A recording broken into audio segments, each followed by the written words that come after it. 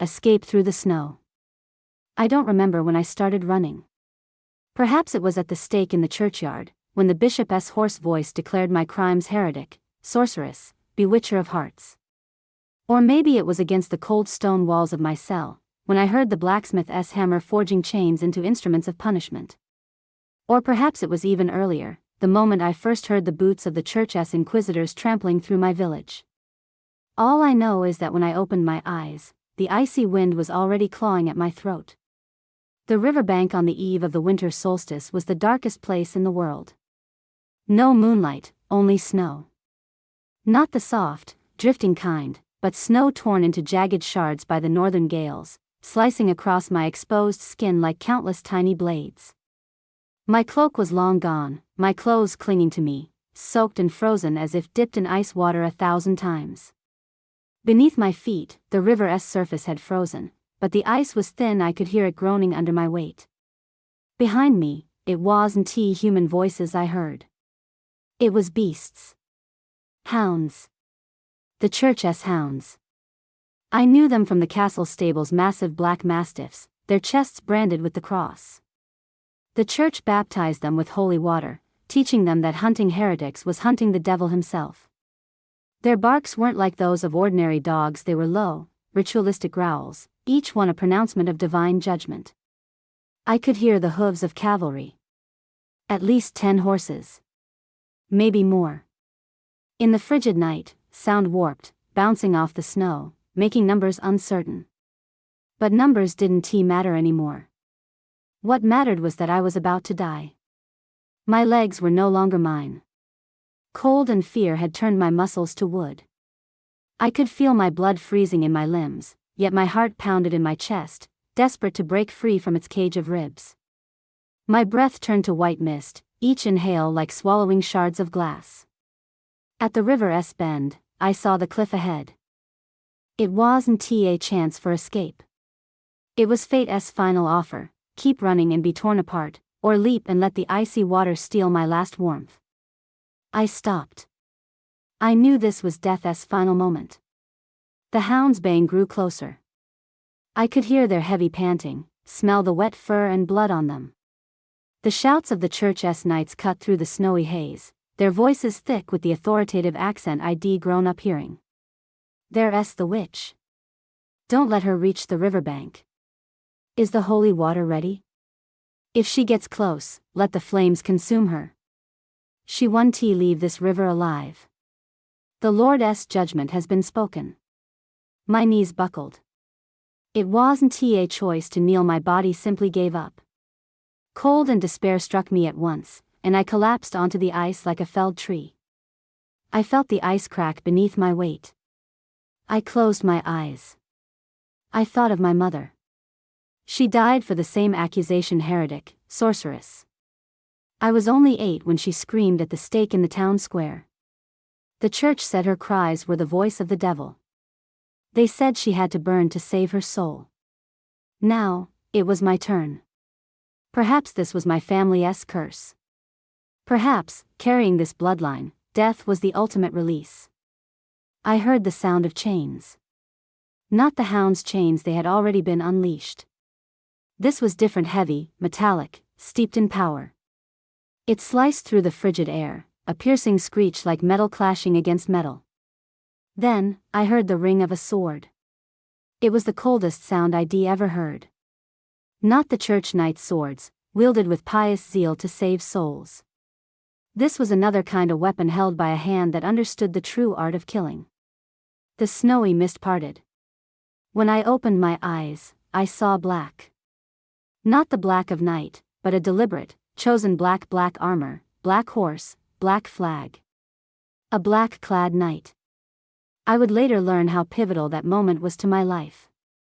But in that instant, I felt only a strange, incomprehensible fear, deeper and more suffocating than the church's pursuit. The knight leapt from his horse. His movements were unlike any warrior's: no haste, no uncertainty. It was absolute, effortless control. He landed from a 10-foot drop without leaving a mark in the snow. Then his sword cleaved the air. I didn't see what happened. I only heard the hound's wail, a piercing, pain-filled cry. One black mastiff convulsed in the snow, its chain severed by a single stroke, its blood blooming into a crimson flower against the white. The other hounds froze. They growled low but didn't advance, as if some primal force from the depths of their souls held them back, the aura only the most dangerous predator could exude. The knight turned to me. I couldn't see his face. His helm covered everything, save for his eyes, which gleamed cold blue in the snowy night, like ice turned to pupils. Are you a witch? His voice was deep, raspy, as if rising from the depths of hell. I couldn't answer. My throat held only cold. No matter, he said. I don't care what you are. I care that you shouldn't die here. He extended a hand. It was a hand clad in a black iron gauntlet, stained with dried blood, not fresh, but the residue of countless kills. Looking at it, I didn't know whether to feel salvation or terror. Behind me, the church's cavalry was closing in. I could hear their shouts, their prayers, their holy water cleansing the defiled snow. Quickly, the black-clad knight said, his tone not a request but a command. I say come with me, and you come. I took his hand. It was warm, unexpectedly so. I'd thought a man who looked like death incarnate would be cold. But his palm burned like a coal plucked from a fire. He pulled me up with ease, as if my weight were nothing more than a feather. With his other hand, he scooped me around the waist, nearly tossing me onto his horse. I landed heavily in the saddle as he vaulted up behind me. His body pressed against mine, one hand gripping the reins, the other around my waist, ensuring I wouldn't fall. Hold on, he said in my ear. His breath was warm against my cheek, a stark contrast to the frostbitten wind. The horse surged forward. Not a gallop, but a violent, reckless charge. Hooves shattered the ice, kicking up snow that stung my face. The shouts of the church's cavalry faded, growing distant and weak. My body pressed against the knight's chest. I could feel his heartbeat steady, strong, fearless. In that moment, a terrible thought struck me. Perhaps I was already dead. Perhaps I'd leapt from the cliff, and this black horse, black knight, this escape from death was just a dying dream. But the cold was real. The warmth of his chest was real. The horse's muscles flexing beneath my legs were real. This was no dream. It was something far more dangerous. We rode through the snowy forest for what felt like ages. Time warped in the cold, an hour, a night, I couldn't tell. Finally, the horse slowed. Ahead, I saw the outline of a castle. No, not a castle, a fortress. Not a church cathedral, nor a noble's estate. This was something older, darker. Towering spires cast jagged shadows in the moonlight. The walls, built of dark gray stone, were adorned with grotesque carvings, beast heads, bones, shattered armor. It was a mafia fortress. My blood froze in my veins. The black-clad knight dismounted. He didn't release my waist, instead lifting me down and setting me on the ground. My legs could barely hold me. He steadied me with one hand. Welcome to your new home, he said. Then he turned toward the fortress's iron gate. It opened automatically as he approached. Clearly, everyone here knew who he was and feared him. Wait, I said, my voice faint, like it came from far away. Who are you? Why did you save me? He paused mid-step, half turning. I couldn't see his face, still hidden by the helm, but I felt his gaze sweep over me, sharp as a blade across my skin. Names don't matter to you yet, he said. But I'll tell you this: you've escaped one death only to run toward another. He stepped into the fortress's darkness. Follow me, his voice echoed from the shadows, carrying undeniable authority. If you want to live, follow me. I glanced back at the snowy wilderness, the hell I'd just escaped. The church's cavalry was gone, but their presence lingered, an invisible noose in the air. I turned and stepped into the fortress. The iron gate closed silently behind me. The gilded cage. I don't remember how I climbed the tower. All I recall is the darkness, the stone steps, and the black-clad knight's shadow looming large in the torchlight. His boots struck each step with a heavy, unyielding sound, as if proclaiming absolute dominion. I followed him like a lamb led to slaughter. Or perhaps something worse than a lamb. A lamb at least knows its fate. I knew nothing. The tower's spiral staircase seemed endless. My feet, numb from the cold, stumbled as if walking toward an unknown abyss. I tried counting the steps, but after the 120th, I gave up. Numbers became a painful reminder I was being led higher, but whether to paradise or perdition, I couldn't say. At last, we stopped before a heavy oak door. It had no lock, yet it seemed more impassable than any bolted gate. Black, reinforced with iron studs, it bore strange carvings, neither the church's crosses nor noble crests, but older, darker symbols pulsing with primal power. The black-clad knight pushed it open. Light flooded over me. Not ordinary light, but candlelight, scores of candles, meticulously placed, their flames dancing across the stone walls, casting a fluid, vibrant glow. It was both warm and perilous, inviting yet forbidding. I squinted, struggling to adjust to the sudden brightness. When my vision cleared, I saw a room not quite a prison, yet unmistakably one. It was vast, at least 30 feet wide. The stone walls were draped in crimson silk, the color of blood under the candlelight. The ceiling soared high, adorned with a wrought iron chandelier brimming with more candles, bathing the room in an eerie, dreamlike glow. But what caught my eye most was the window. Or rather, the absence of one. In its place stood a mirror, a massive, floor-to-ceiling mirror. So flawless, I mistook it for a doorway to another room at first. But when I saw my reflection, I understood. It was a one-way mirror. From this side, I could glimpse a corridor beyond, shadows moving faintly. I couldn't tell if they were real or mere reflections. This room had no escape. Save for the door we entered. There were other furnishings. A bed draped in silk sheets, more luxurious and treacherous than any I'd ever seen. A desk stacked with books, their titles unfamiliar, steeped in mysticism. An antique bathtub, steaming with hot water. A tray laden with food, fresh bread, cheese, wine, and meats. All of it meticulously arranged, like a lavish last meal for a cherished prisoner. The black-clad knight closed the door behind us. I heard a mechanical sound, a lock, a bolt, perhaps. My ears, dulled by cold and fear, couldn't be sure. He raised a hand and removed his helm. My breath caught. He was the most beautiful man I'd ever seen, in an unsettling way. His face held the sharp angles of nobility, high cheekbones, a chiseled jaw, a nose that could cut glass. But his eyes were the true masterpiece, an icy blue, a hue not of this world. They shimmered in the candlelight, like a frozen sea reflecting sunlight. His hair, black and shoulder length, was tied back with a leather cord. His skin was pale, as if untouched by the sun or as if he refused its touch. A faint scar ran from the corner of his mouth to his cheekbone, made more striking by the slight, unreadable curve of his lips. He looked about 30, but his eyes told a different story, one of countless deaths lived through. "Welcome," he said, his tone almost serene. His voice wasn't what I'd expected, no guttural rasp from the depths. It was clear, calm, restrained, like a man well versed in the game of power. "This is your room. For as long as you work for me, at least." Work? My voice was barely a whisper, my throat still bound by cold and fear. "Am I your slave?"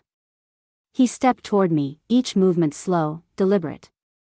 I wanted to retreat, but my back was already against the wall. There was no escape. "No," he said, stopping 3 feet away. "Slaves are sold, traded, forgotten. You won TB.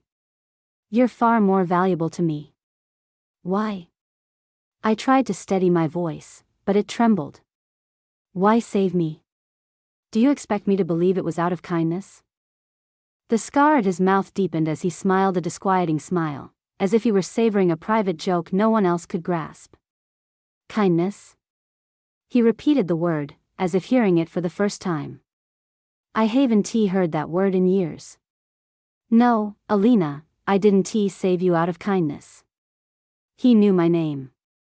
Fear stabbed through my chest like an icy blade. I never told him my name. How do you know my name? The church's bounty notice was quite clear, he said. Alina Munier, accused of heresy and witchcraft, to be burned at the stake. Reward, 1,000 gold coins. He paused. But here's a secret: they got one thing wrong. What? It said you should die. He stepped closer, raising a hand. No longer gloved, it was pale, with long, elegant fingers that seemed both graceful and deadly, like a dagger carved from bone. He lifted my chin, forcing my eyes to meet his. But what I see is something that shouldn't be burned. His eyes cast their reflection in mine, a terrified woman, streaked with dirt and blood, standing before a man who looked like death itself. What are you? I asked. Victor, he said. Duke of the Northern Mafia. You're in my fortress now, on my land. The church's power, its prayers, its crosses, its flames means nothing here. He released my chin and turned to the mirror by the window. He gazed at his reflection, speaking in a calm, almost unnerving tone. Now, the rules. I didn't respond. I waited. First, you will not try to escape. He didn't turn to face me. This tower has 12 floors. This room is at the top. Even if you escape this room, you'll get lost in the corridors. If you find an exit, there's a 30-foot wall outside. And if you scale that, you're still in my territory where everyone answers to me, not you. Understood? Yes, I said, my voice small. Second, you will not harm yourself. No cutting your wrists, no drinking poison, no jumping from windows, though there are none here. He turned to me at last. If you try to die, I'll stop you. And keeping you alive will be very, very painful. Fear gripped me, not from his words, but from the utter lack of emotion in his face as he spoke. It wasn't a threat. It was a fact. Third, you will eat. You will sleep. You will keep your body strong. Because I have a plan, one that requires you alive, awake, and whole. What plan? I asked. Patience, he said. Everything will be revealed in time. For now, all I need is for you to live. He moved toward the door. Wait! I nearly shouted. I didn't know why I stopped him. Perhaps because he was the only one who might offer answers. Perhaps because his absence would leave me alone, and solitude was more terrifying than any threat. What if I don't follow your rules? He paused at the doorframe, his profile stark in the candlelight. Then I'll show you how dark the world outside is, he said. I'll open that door and let you see the depths of the corridors, the true face of this fortress, and what real fear is. Then you'll beg to return to this room. You'll run back yourself. Is that a threat? No, he said, turning to me, his ice blue eyes flickering with something I couldn't name. It's a promise. He left. The door closed behind him with a mechanical, final sound. I was alone. I walked to the mirror, staring at the stranger within it. A woman with matted hair, frozen sweat clinging to her face. Her clothes were torn, revealing skin marked by frostbite and scrapes. Her eyes, my eyes, were desperate yet defiant, like someone sinking underwater but still swimming for shore. What shocked me most was what I saw beyond the mirror. It wasn't a reflection. It was a real corridor on the other side. And in that corridor, I saw a shadow, tall, cloaked in black. Victor stood on the other side, watching me. Or rather, watching the mirror's version of me. I couldn't tell if he could see me, if the mirror was one way or two. All I knew was that when the shadow noticed my gaze, it stopped moving. It lingered seconds, minutes, I couldn't tell. Time in this room was warped, unreliable. Then the shadow moved away. I heard footsteps fading down the corridor, swallowed by the dark. I sat on the luxurious bed, trying to make sense of it all. ID escaped one death only to run toward another. The church's flames sought to burn my body. Victor seemed to want my soul, in a slower, more torturous way. I looked at the tray of food. My stomach twisted with hunger, my body crying out for survival after the ordeal of flight and fear. I approached the tray and lifted the wine glass. I could poison it. Victor wasn't here. I could end it all. But his words echoed, "If you try to die, I'll stop you. And keeping you alive will be very, very painful." I set the glass down. I ate the bread, cheese, and meat. I drank the wine. I let this gilded cage nourish my body. When I finally lay on the soft bed, I was surprised to find I could sleep. Or perhaps it wasn't surprising. Perhaps, after enough fear, sleep becomes a necessary escape.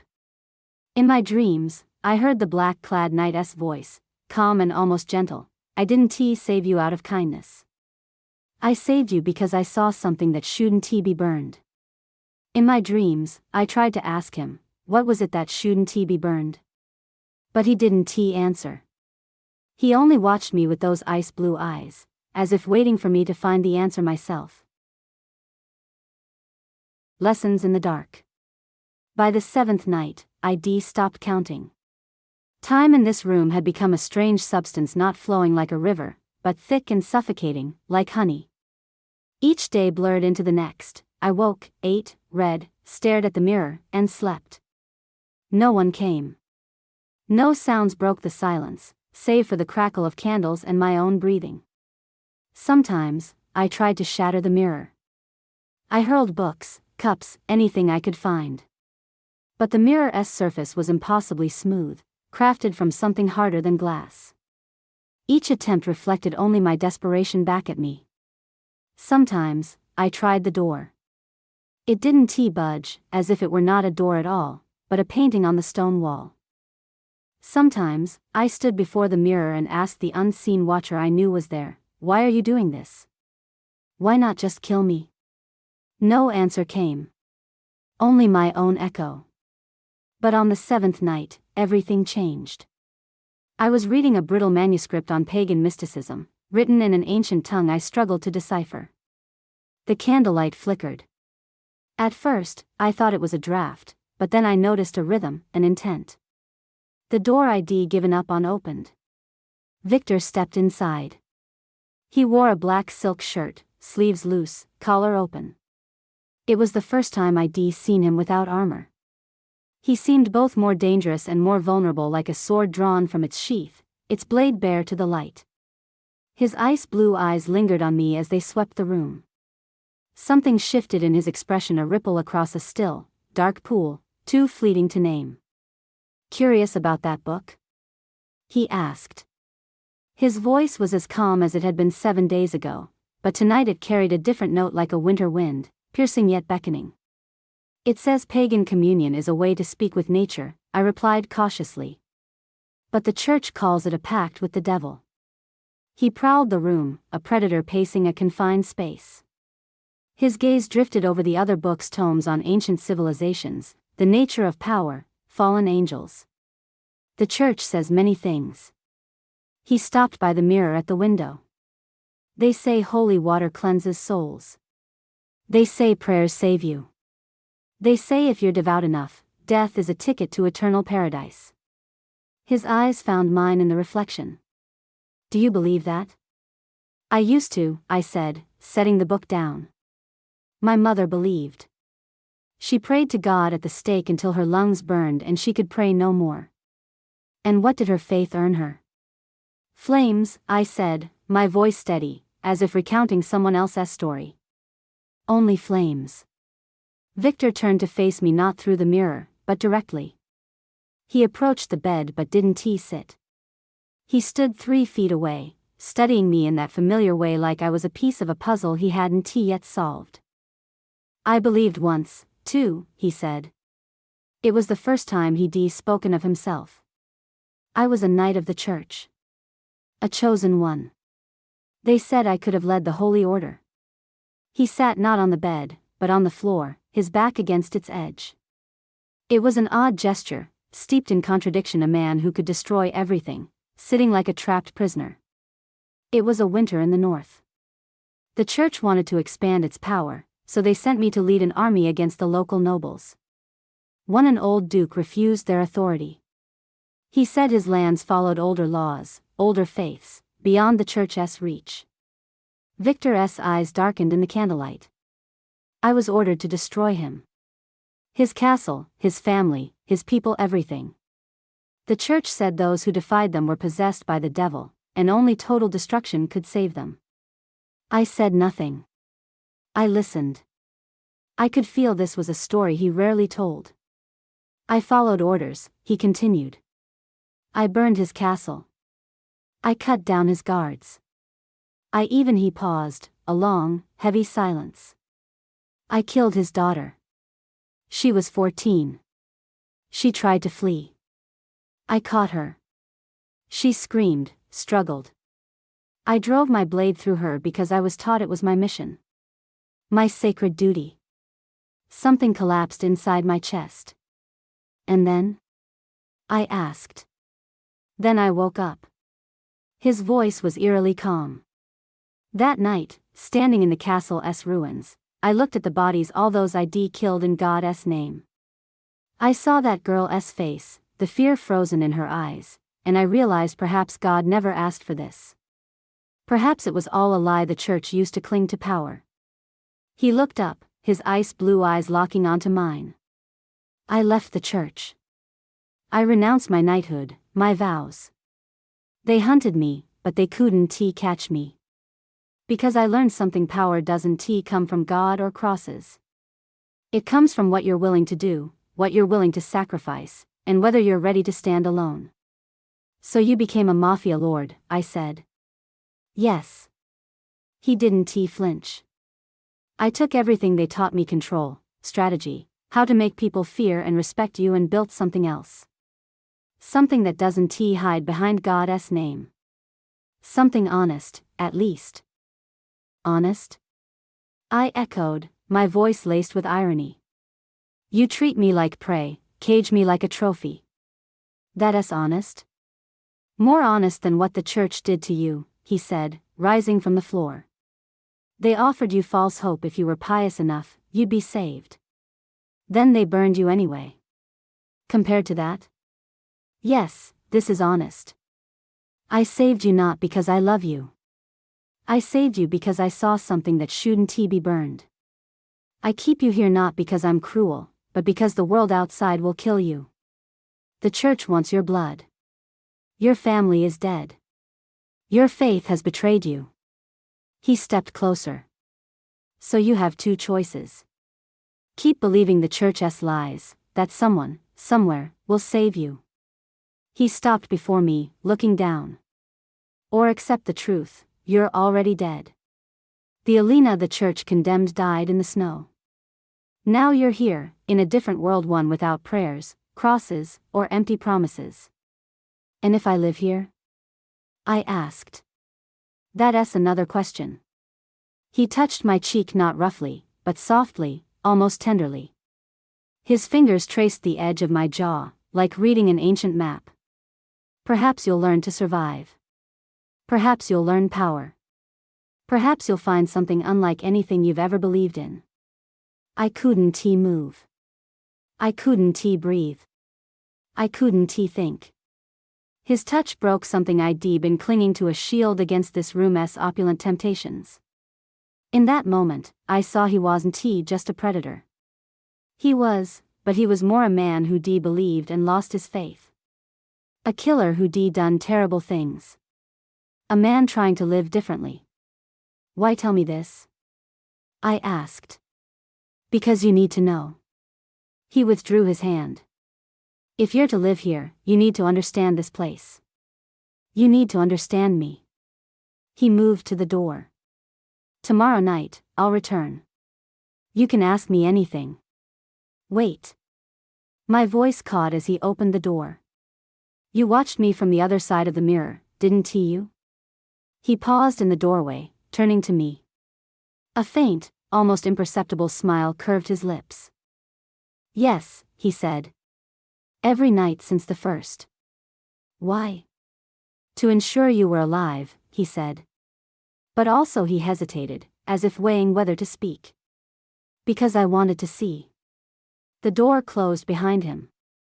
I was alone again, but it felt different. The solitude wasn't complete. Something had shifted in his story, his touch, his confession of watching me all those nights. I walked to the mirror. I stared at my reflection, trying to imagine what he saw. A defeated woman? A captive fighting to escape? Or that something he said shouldn't be burned? I didn't know. But as the candlelight danced on the walls, as his footsteps faded down the corridor, I realized something terrifying, bewildering. I wasn't so sure I wanted to escape anymore. Or rather, I was starting to fear what I'd become if I did. In the moment his hand grazed my cheek, there was an instant so brief, so easy to miss. I closed my eyes. I felt him lean closer. His breath, warm and slow, brushed my skin. I thought. But then he left. He didn't cross a line. But he shifted something. He changed my understanding of where the line was. Forbidden lines. Her arrival came without warning. I was reading another of Victor S. books, a weathered chronicle of power and betrayal, when the candlelight cast warm shadows across the page. Then I heard something shift. Distant sounds, hooves, shouts of subordinates, doors creaking open. Life stirred in this stagnant fortress. I looked up, straining to see through the mirror. It reflected only my image, a woman in deep blue silk pajamas, hair spilling over her shoulders, eyes flickering with something between fear and curiosity. I don't know why, but I felt it, something momentous was about to change. That night, Victor didn't come. I waited under the candlelight, time growing thick and unreliable. I tried to read, but my focus faltered. All I could think of was his touch, his voice, the way he looked at me as if I were something fragile he was trying to unravel. Exhaustion finally won. I fell asleep. I woke to an unfamiliar, cold hand on my shoulder. Not Victor S. This hand was smaller, sharper, its nails lacquered deep red. My eyes opened to a woman standing by my bed. The candlelight outlined her, tall, elegant, dangerous. So, you're the captive witch. Her voice was as cold as a northern gale. I've heard about you. Victor plucked a special woman from the church's flames. I sat up, trying to process. She wore a gown of the finest black wool, cinched with a silver belt. Her face was a study in cruel perfection, high cheekbones, thin lips, eyes a bright, merciless blue. Not Victor's ice blue, but sharper, more ruthless. Her golden hair was pinned with pearls and obsidian. What struck me most was her aura of power, not like Victor's, born of what he'd do, but of who she was. A woman born to command. I'm Isabella, she said. Victor's fiancée. My breath stopped. He didn't tell you? A smile curled her lips, cold, unkind. Oh, that's delightful. Truly delightful. She paced the room, a predator surveying her hunting ground. Her eyes scanned everything, the books, the mirror, the opulent bed. I wonder what Victor's told you, she said, pausing at the mirror, watching my reflection rather than me. I wonder if he mentioned how much he loves me. I don't know what you're talking about, I said, forcing my voice to stay steady. Don't you? She turned to me. Then let me enlighten you. Victor and I are to be married. This wedding will unite the North's two most powerful noble families. It's a matter of politics, power, and destiny. She approached the bed. And you're just a curious distraction. I'm not. What are you? She sat on the bed's edge, not where I was, but close enough for me to feel the heat radiating from her. His new plaything? A pagan witch he saved and locked in his tower? Her fingertips grazed my knee. Or perhaps something he plans to use against the church? Do you know secrets he finds valuable? I don't know any secrets. Of course you don't. She stood. But you have some hold over him. I see it. His men say he spends more time in this room than ever before. Even she paused, savoring the prelude to a cruel joke. Even changed his schedule just to see you. That's not. I don't care for your denials. Her voice sharpened. But I'll tell you something, Alina. I'll tell you about power. She moved to the door. Power isn't about how someone looks at you. It's about them never needing to. It's about having something they can't live without, not just a face or a body. She paused in the doorway. Victor needs me. My family, my wealth, my alliances. Without me, his rule in the north is fragile. But you, she turned to me. What are you? A healer? A spy? A prisoner he can discard? I couldn't answer. I didn't know. Before the wedding, you'll leave this room, she said. Victor will prove his loyalty to me. He'll show this. She gestured at the room was just a fleeting, meaningless whim. And you? You'll be nothing. Forgotten. She left. The door closed with a finality sharper than ever. I sat on the bed, feeling as if my insides had been carved out with an icy hand. Isabella. Victor's fiancée. A woman I didn't know existed, wielding a power he couldn't refuse. I walked to the mirror. My reflection looked small, like a ship battered by a storm. My fingers brushed the mirror's surface, trying to fathom how the man who watched me could be engaged to this cold, northern queen. But I knew the answer.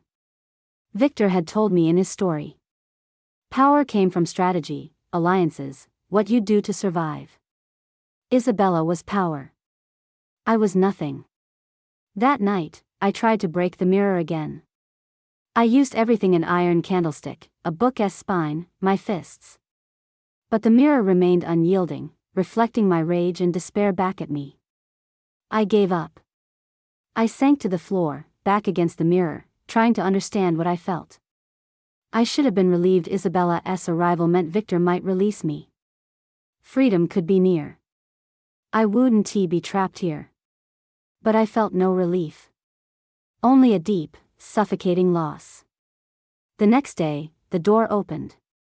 Not Victor. A middle-aged man in a mafia uniform, avoiding my gaze. Come with me, he said. I realized something: I was leaving this room. Not for good, but Victor had permitted it. Perhaps to prove to Isabella the first was insignificant. Perhaps to show I'd been tamed. Whatever the reason, I was stepping out of my 14-day prison. I followed him into the corridor. It was darker than I'd imagined. Torches cast light, but the stone walls seemed to drink it, leaving a oppressive, translucent gloom. Distant sounds echoed: subordinates' shouts, clashing weapons, a commander's cold orders. What is this? I asked, but the man didn't answer. He walked on, his broad shoulders nearly filling the corridor. We descended countless stairs, more than I'd climbed to reach my room. At last, we reached a massive iron door. He opened it. I saw the fortress's heart. A vast underground hall, more arena than room. The ceiling vanished into shadow. Torchlit walls bore bloodstains and blade marks.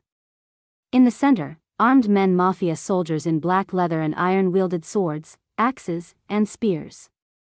They were preparing for war. Alina.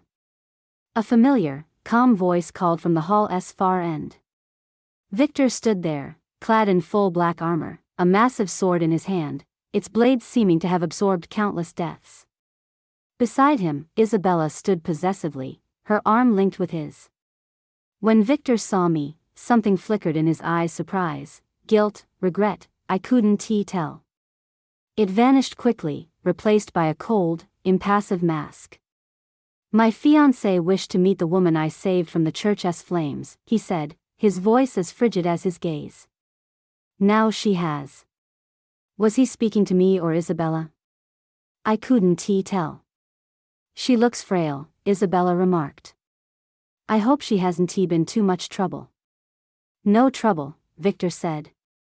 She's obedient. Obedient. The word pierced me like a blade.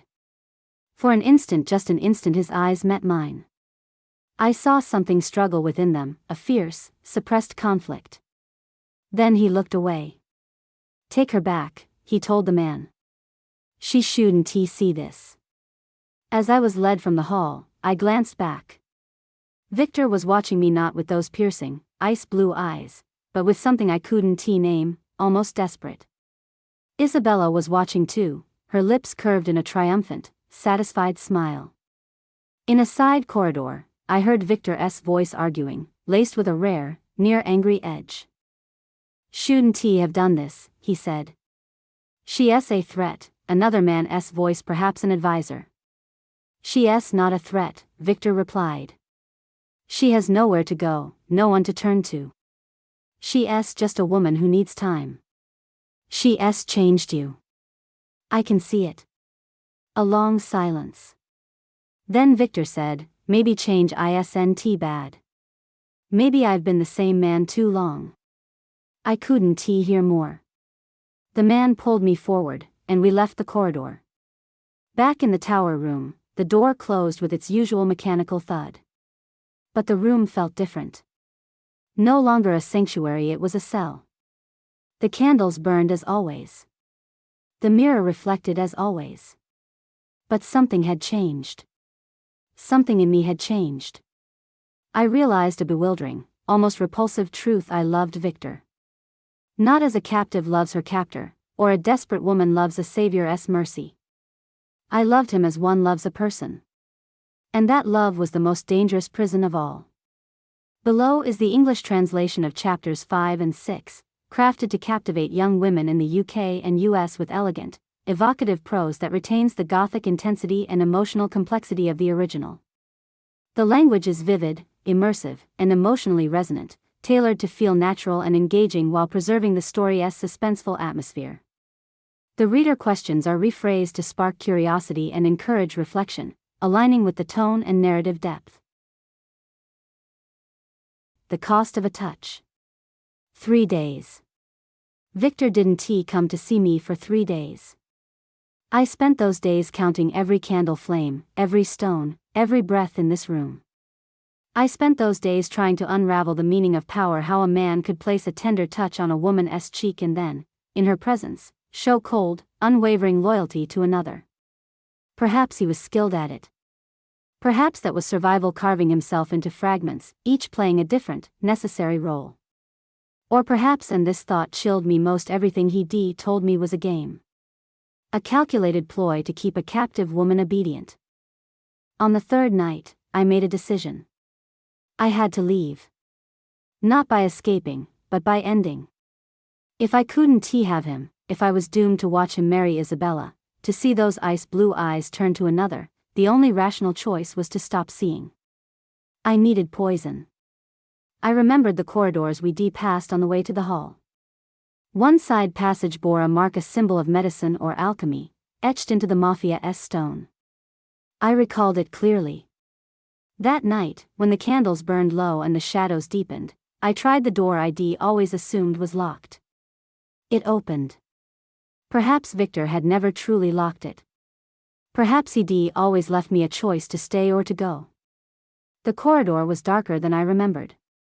I had no torch, only moonlight seeping through high windows, casting mottled silver patches. My bare feet pressed against the cold stone, each step a march toward my own end. I counted the turns, tracing the symbols I'd seen. At last, I found a door marked with the alchemical sign. I pulled it open.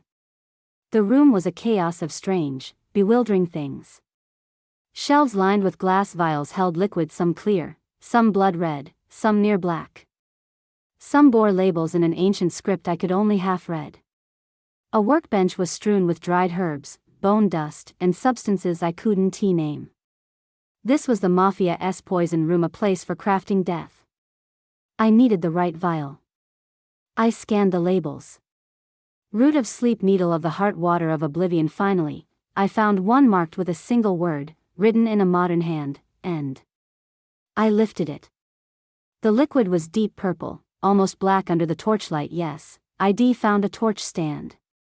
Its scent was sweet, deadly, laced with an herb I couldn't place. This was it. This was what I needed. If you drink that, I'll be disappointed. My blood froze in my veins. Victor stepped from the shadows. No armor, just black linen clothes. He looked pale, weary, like a man wrestling his own soul. You were here all along, I said. Not a question. Yes. He stepped closer.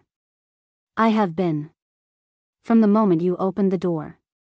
Why didn't you stop me? Because I wanted to see what you'd do.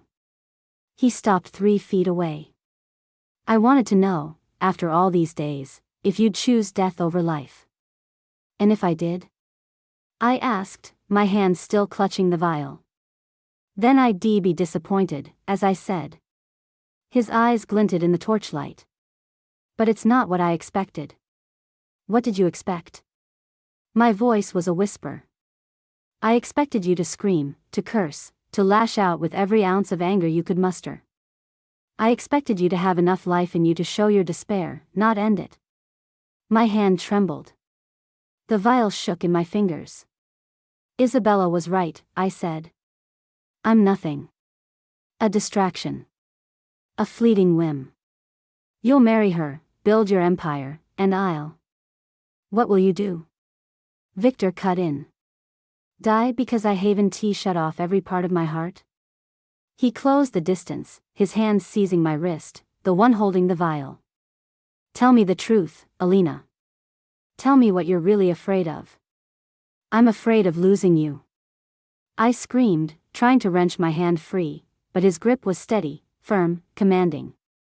I'm afraid of watching you with her. I'm afraid of knowing I'm nothing to you when you're everything to me. He tore the vial from my hand and hurled it across the room. It shattered on the stone, purple liquid splattering like a map of death. Nothing to me?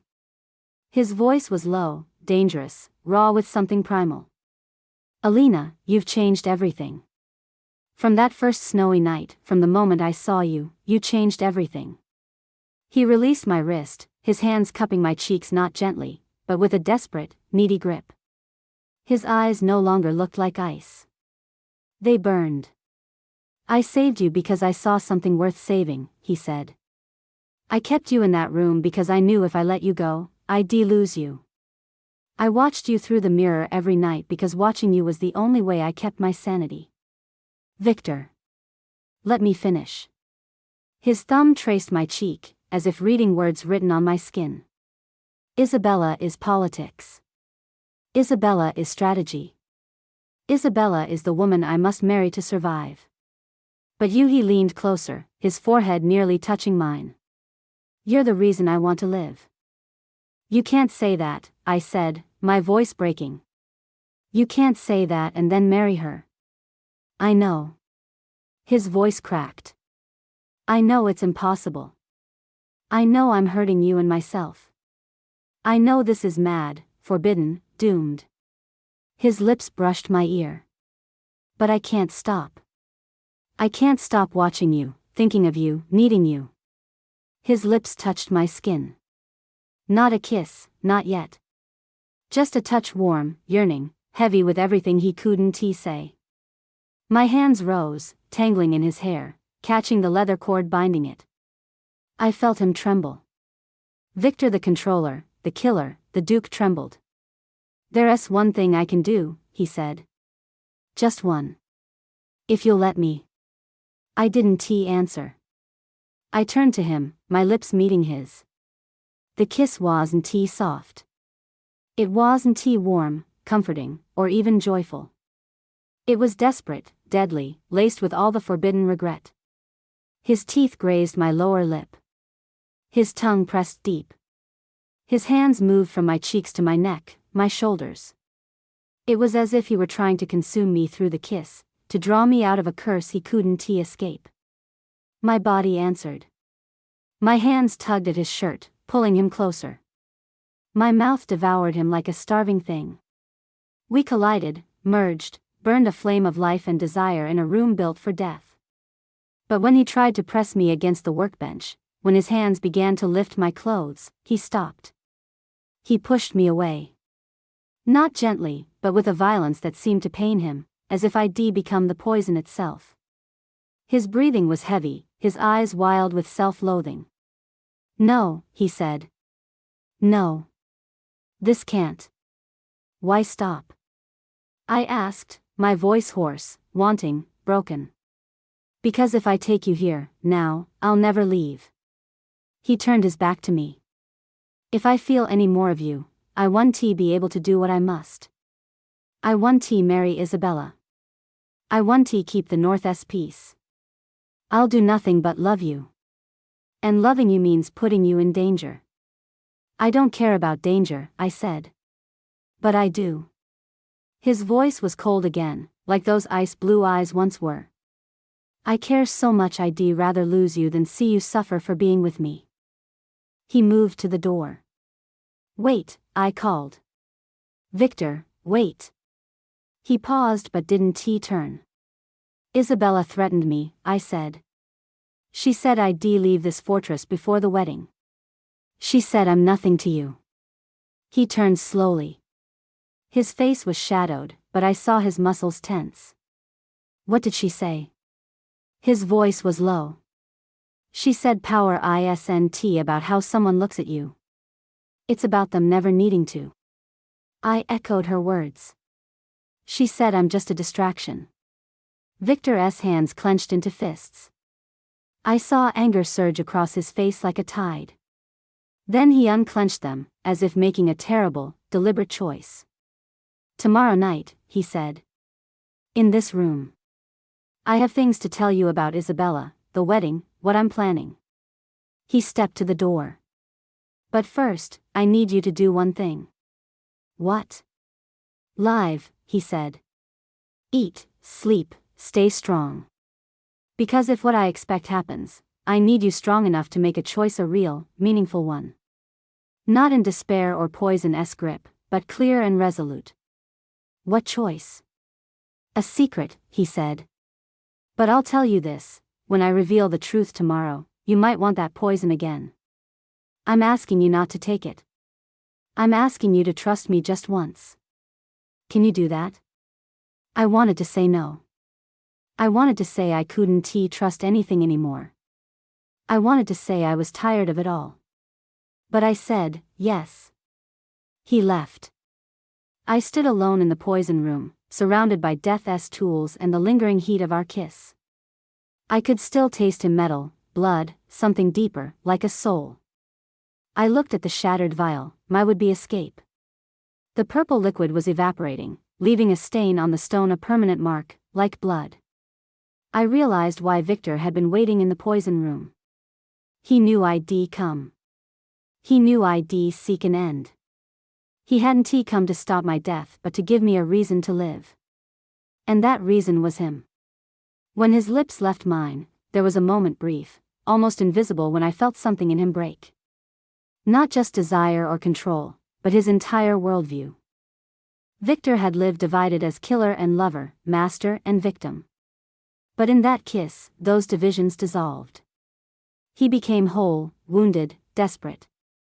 That made him dangerous. Not to me, but to himself. The truth of spies.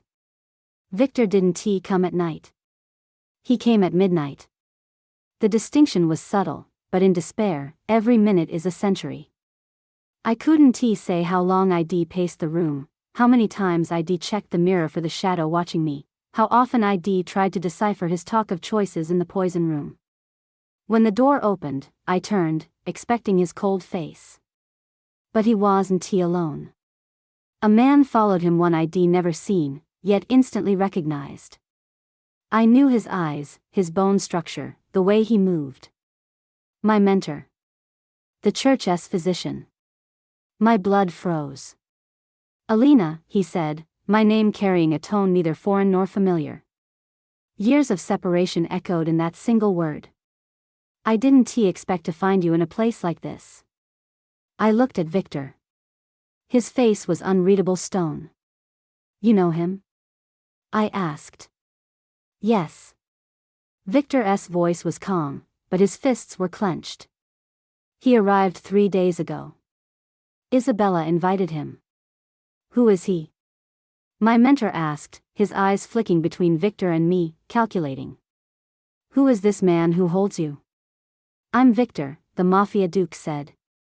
Master of this fortress. And you, I understand, were sent by the church to bring this woman back for trial. My mentor didn't deny it. He stepped into the room, his gaze sweeping over everything: the books, the mirror, the opulent bed. He looked both confused and angry. Alina is accused of witchcraft, he said. The church gave me a simple task: bring her back alive, or bring her body. Either will do. I know, Victor said. Isabella told me in detail. Isabella? I asked. Victor's gaze met mine. Isabella negotiated with the church. She offered them information: my location, my soldiers' numbers, my weaknesses. In exchange, they promised her power after our marriage. Her plan was simple: marry me, gain influence, then betray me to the church, letting them destroy me while she claims she was deceived. The North would fall back under church control, and Isabella would be a hero. Something collapsed inside me. You knew this, my mentor said, yet you did nothing. Curious. A mafia lord allowing a woman to plan his ruin. Perhaps you're weaker than I thought. Or, Victor said, smarter than you imagine. He stepped toward my mentor. The two men stood in the room's center, close, like warriors circling before a fight. I've been waiting for this moment, Victor said. Isabella's betrayal gave me an opportunity, one I've been anticipating. Now I can do what I've always wanted. I can break this marriage not for love, but for betrayal. The North will see Isabella humiliated by a man she thought she could control. How do you plan to do that? My mentor asked. By telling the truth, Victor said. At the wedding, before everyone, I'll expose Isabella's treachery. I'll show her correspondence with the church. The North will see she tried to build her power with my blood. The result will be chaos, temporary chaos. Isabella's family will lose honor. The church will lose an ally. The North's power will shift into a new balance. That sounds like suicide, my mentor said. Perhaps, Victor admitted. But it's a suicide I'm willing to embrace. Because in that chaos, at least one thing will be true. He turned to me. That's why you're here, Doctor, Victor said to my mentor. The church sent you to take Alina back. But I want to show you another choice. My mentor looked at me. In that moment, I saw something in his eyes, a trace of the care I'd once known, the concern of a teacher. Alina, he said.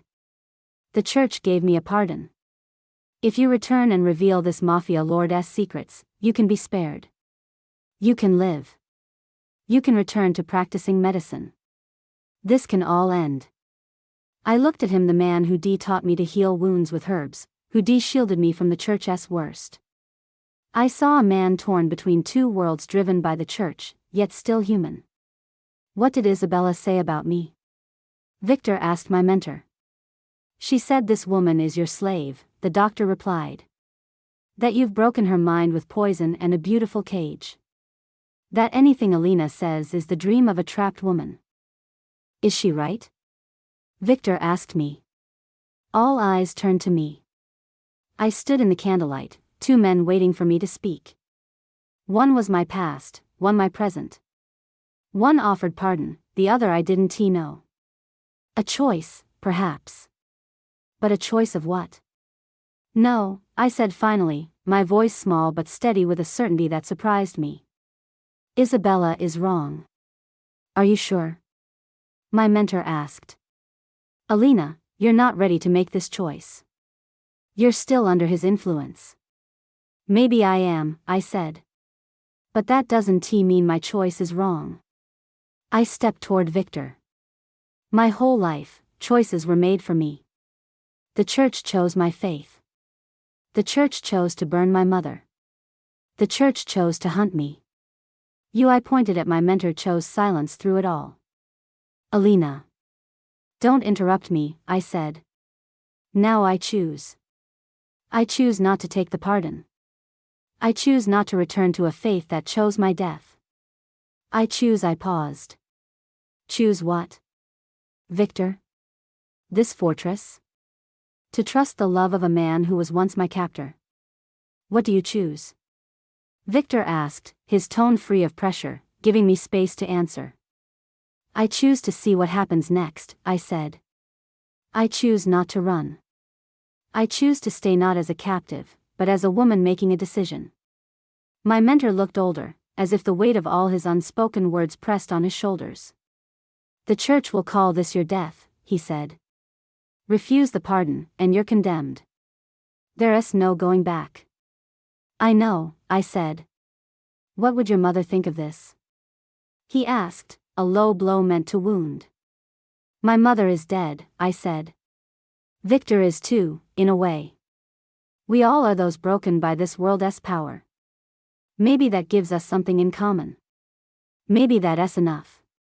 My mentor turned to Victor. If you hurt her, the doctor said, I don't care how many years it takes, I'll hunt you to the ends of the earth. I know, Victor said. That's why I trust you. The church sent you, but you still have the capacity to do what's right. That's more than most.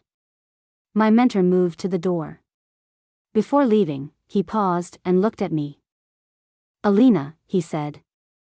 If you ever change your mind, if you ever want a different life, find me. I owe you a debt for your mother, for my silence. I'll pay it.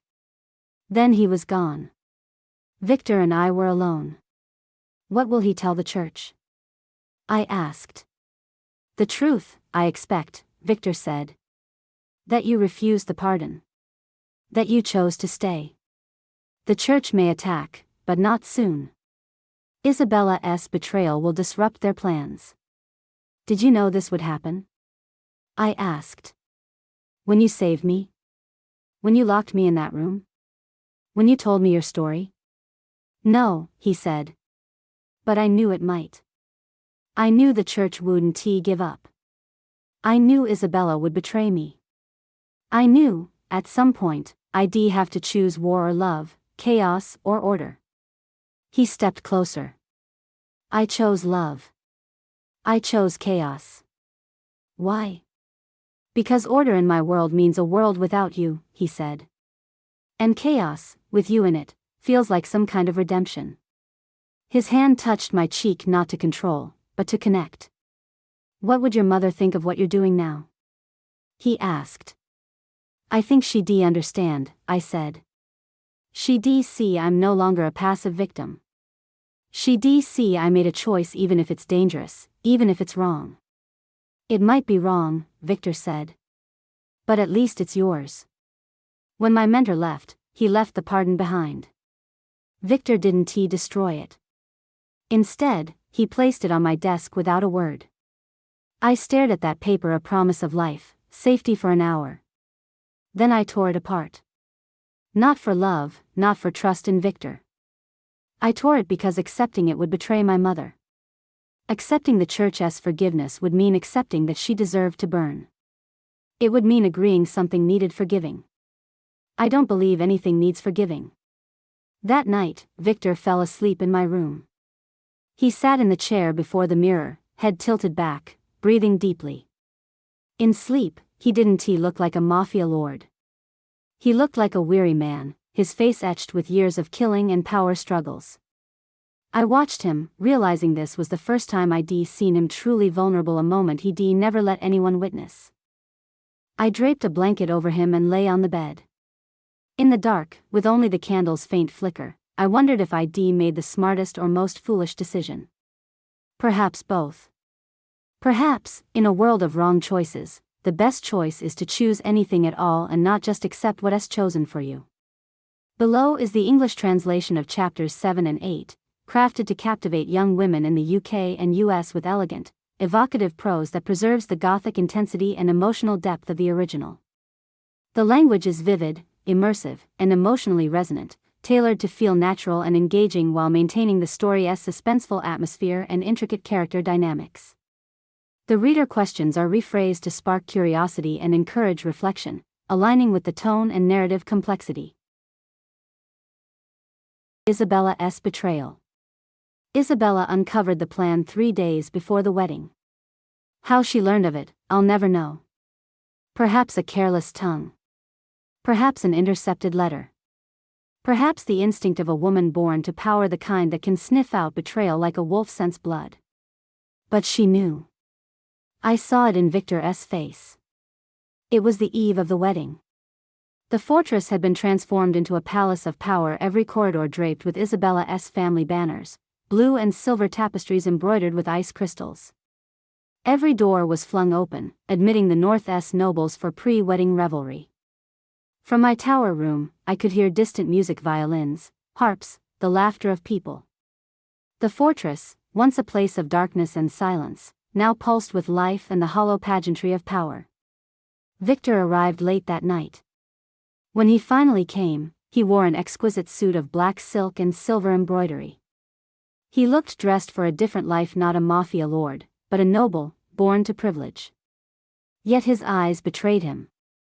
They held something I'd never seen before, not anger, not coldness, but raw, naked, desperate guilt. She knows, he said to me.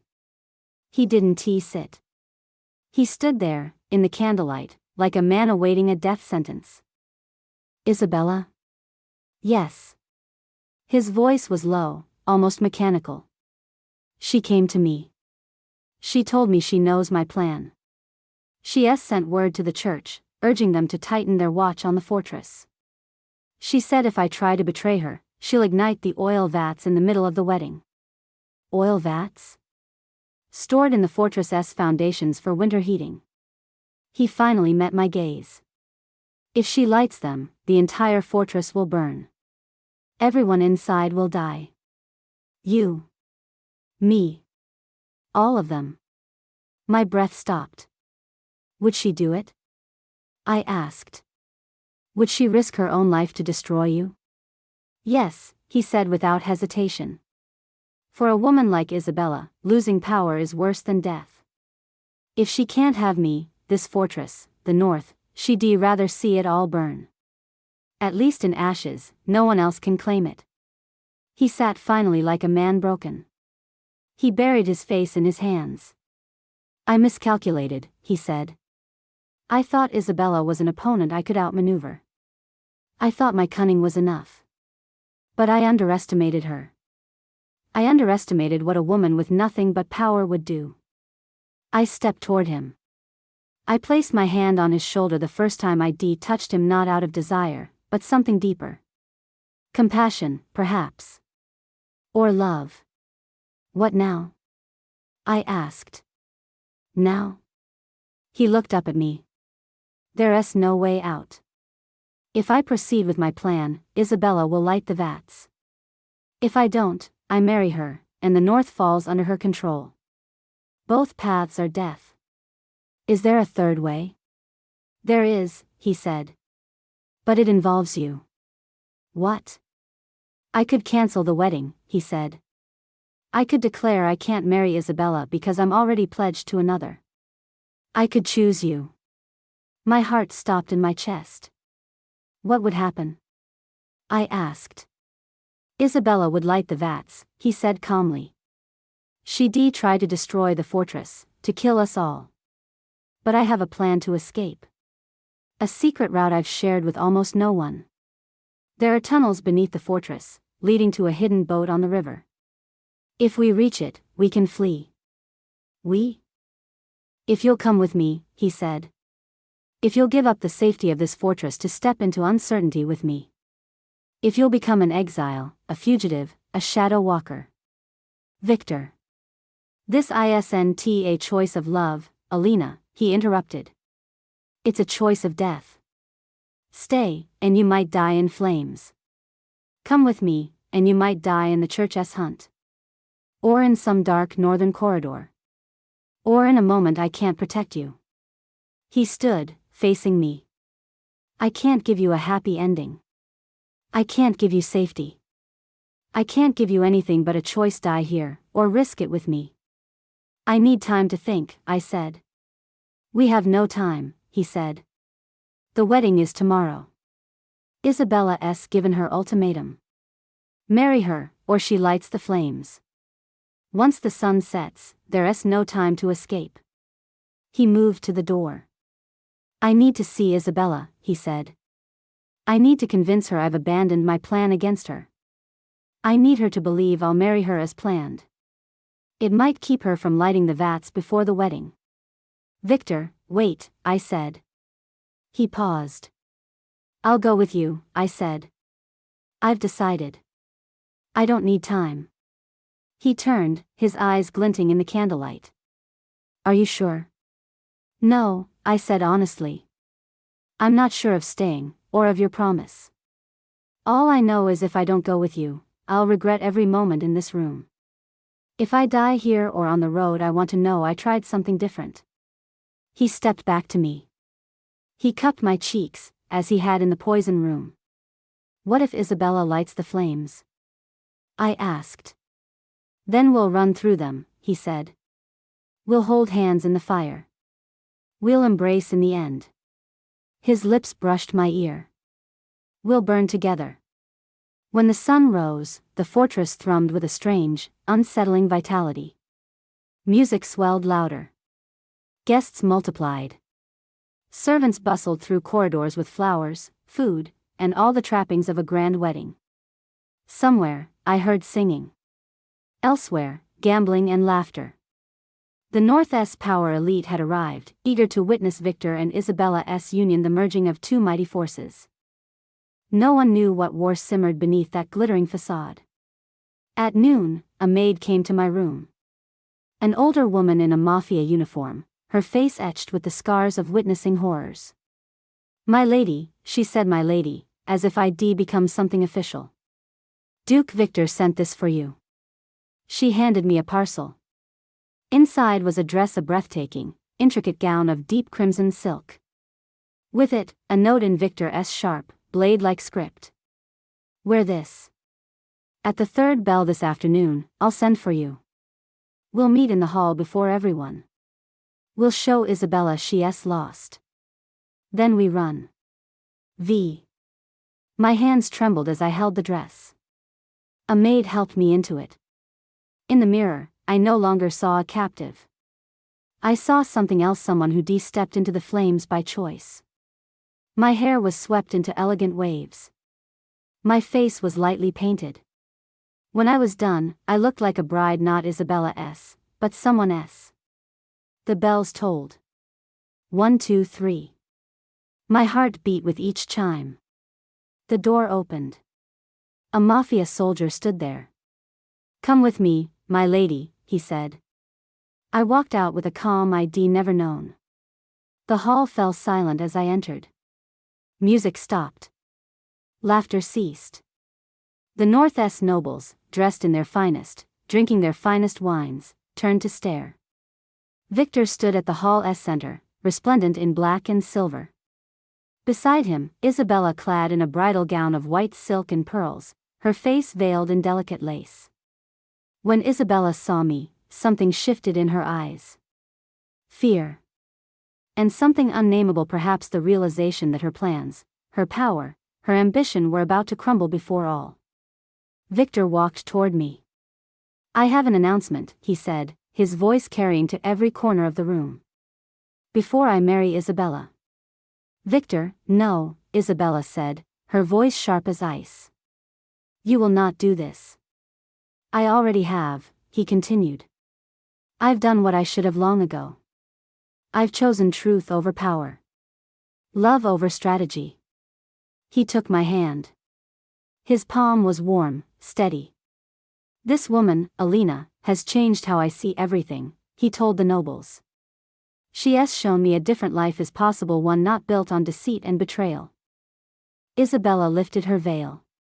Her face was a mask of pure, unfiltered rage. If you finish this announcement, she said, her voice eerily calm, I'll light the vats. This fortress will burn. Everyone here will die. Silence gripped the room. Would you? Victor asked, still holding my hand. Would you burn all these people for your pride? I'll do whatever it takes to keep my power, Isabella said. You taught me that. Through your actions, your killings, your betrayals. So yes, Victor. I'll light the vats. And when everyone dies here, I'll tell the church it was your fault, your rebellion. Victor looked at her. Then we'd better run, he said. He turned to me, then toward a side door. He pulled me, and I followed. The nobles shouted, but none moved to stop us, frozen by the sudden clash of power. But as we ran toward the door, I heard Isabella's voice. Now. Light them. Now. Then came a sound I'll never forget, the roar of flames, a vast, hungry sound rising from the fortress's foundations as the oil ignited. Victor pulled me through the corridors. Heat rose. Smoke, thick, black, choking, filled the air. Screams echoed from the hall, from elsewhere. The fortress, once my prison, was now an inferno. We ran downward. The stairs grew hot beneath us. Walls groaned as flames devoured them. My dress caught fire. Victor smothered it with his hands, even as we ran. Stay with me, he shouted in my ear. Don't let go. Don't look back. We descended. The deeper we went, the thinner the air. Smoke swirled, stinging my lungs, my eyes. Victor's face was resolute in the firelight, fixed on escape. At last, we reached the underground. The air was clearer here. Victor led me through a low, damp tunnel. The stones wept literally. Water dripped, mingling with smoke and ash from above. There, he said, pointing to a distant light, not fire, but real, outdoor moonlight. We ran toward it. We burst from the tunnel into the cold winter air. We were at the river. I heard its rush, saw its surface glinting under the moon. A small boat, stocked with supplies, waited. Victor pulled me toward it. We boarded. Victor rowed strong, desperate strokes. Behind us, the fortress was a collapsing blaze. Flames erupted from the towers. The roof caved in. In the smoke, I saw figures, people fleeing the fire, but few succeeded. Most would die. My hand still clung to Victor's, not because he held me, but because I feared losing him, feared he'd dissolve into smoke and ash. We made it, he said, his voice raw from smoke. We escaped. But as I looked back, I knew this wasn't an escape. It was a beginning. The last stand. 3 weeks. 3 weeks after we fled the fortress, the church found us. We hadn't gone far. Victor had planned a longer, more desperate journey across the northwest borders, to a place the church couldn't reach. But we stopped after 5 days. Not from exhaustion, though we were. Not from being lost, though at times we were. We stopped because I was pregnant. Or rather, I began to feel ill. On the 6th day on the river, my stomach churned. I couldn't eat. I grew weak. Victor noticed and took me to a small town, St. Michel, a forgotten place huddled in the snow. An old woman, a healer using ancient herbal knowledge, much like my mentor taught me, examined me. She told me the truth with gentle firmness. You're not sick, she said, her voice tinged with sad compassion. You're changed by life. It's been growing in you for a week, perhaps more. I'll never forget Victor's face when he heard. He looked both joyful and despairing, like a man given the most wondrous and terrible gift. He stepped outside the cabin, standing in the snow, fists clenched. When he returned, his face had changed. We need a true sanctuary, he said. Not just a town. A place we can stay. So he made a decision when I tried to oppose, but he insisted on. He chose to occupy an abandoned monastery on the northwest border, in the mountains. Once a church stronghold, it had been ruined in a revolt, now left to the wind whistling through broken windows and crows nesting in its towers. It was perfect, remote, defensible, spacious enough for a small, desperate settlement. Victor gathered survivors from the fortress, about 20 loyal mafia soldiers who chose to follow him rather than surrender to the church. In the monastery, they built a camp. Not a fortress, but an outpost, a final, fading symbol of resistance. Then the church came. It was a gray, frigid dawn. I was in the monastery's highest tower, once a place for monks' meditation, when I saw them. Cavalry. So many they blanketed the horizon. They wore the church's white and gold, their banners fluttering with crosses and holy symbols. At their center, in an ornate carriage, was Cardinal Raymond, the man who hunted me for years, who held the power to decide life and death. I ran to tell Victor. He was calm. Too calm. Like a man who long awaited this moment and now saw it arrive. "What are they shouting?" he asked. I went to a window, listening. The church's soldiers used an enchanted megaphone, an ancient, witchcraft-amplified tool carrying their voices far. "They say surrender or die," I said. "They call you, Victor, Duke of the Mafia, an evil to be destroyed. They call me a pagan witch, to be taken back for trial. They say if we don't come out in an hour, they'll attack." Victor looked at me. "Do you want to go?" he asked. "If you walk out, surrender, tell them I forced you, they might let you live. They might offer another pardon." "No," I said firmly. "I've been chosen for too long. Now I choose. Even if it means death?" "Yes." He nodded, as if I'd given him the permission he'd been waiting for. "Then we negotiate," he said. "I'll demand a one-on-one talk with the cardinal. Somewhere private. It's an old mafia right before the final battle, a leader can request a private audience with their foe. Even the church honors it." The monastery's hall, once a place of prayer, was now a war room. Victor's soldiers guarded the corridors. Weapons were distributed. Escape plans were drawn if talks failed, if fire and blood came. I sat in a corner, my hand on my abdomen. Inside, a life grew. A child not of the church, not of the mafia, not of any power or faith. Just a life. Victor came to me before the talk. "If this goes wrong," he said, "I've arranged a rider at the monastery's rear. He'll wait if I don't return in an hour, he'll take you away. He'll help you escape the church." "Victor.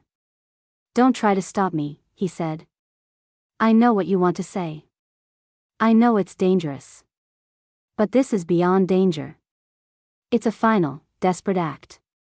A chance for a man to speak one last time to his killer." "You think he'll kill you?"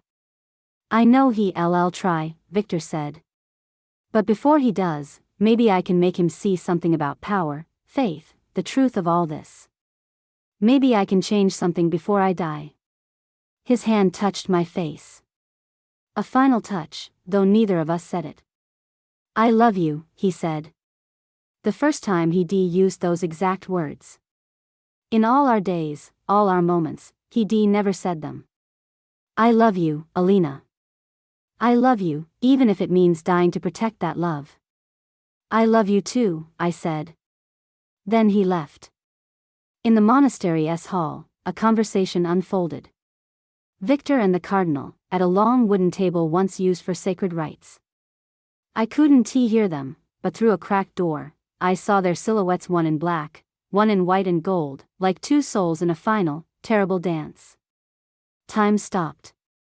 I sat in a monastery room, listening to snow hiss through broken windows, to the distant tread of church soldiers, to the nervous pacing of Victor's men in the corridors. An hour passed. Victor didn't return. Later, I learned fragments of their talk from one of Victor's men, a soldier who overheard, peering through the half-open door. Victor and the cardinal didn't discuss surrender or war. They spoke of power's nature. "You think you've gained power by changing a woman's heart," the cardinal said. "But power isn't in hearts. It's in institutions, infrastructure, things beyond personal bonds." "Maybe in your world," Victor replied. "In mine, power is what one will do for another. My power lies in my men, their loyalty, their belief I'd die for them. That's a weakness, the cardinal said. Perhaps, Victor admitted. But it's true.